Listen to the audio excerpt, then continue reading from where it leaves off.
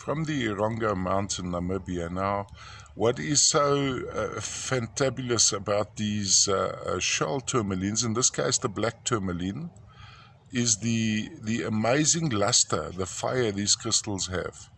Of course, here we'd have a bit of the Benz formation, slightly dusted with feldspar. There's a little bit of quartz there as well. Sometimes I find some opal AN or hyalite, which would make the guy fluorescent. So if I do mention opal AN, I mean hyalite, and the reason I say opal AN versus hyalite is because it's not halite, so it's not salt. It's actually a quartz opal.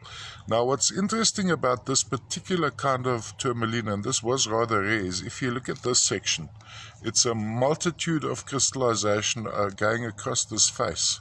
So tiny tourmaline crystals running right across that face. And of course, there's the more typical termination would be the one on top here. So this is not contact, this is actually crystallization running across here. Let me just run it so you can see.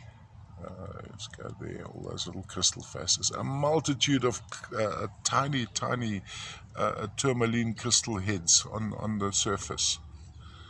All the way from the Erongo and surrounds in Namibia. Quite a bright, lustrous piece. So if you got it on a turntable, you'd have this effect going around like this.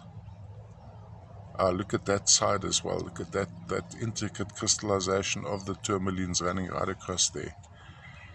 And then having it flat, you'd have this effect going around like that. So looking from the top down, you could even display it like this. This is also quite appealing. And of course that whole section is crystalline.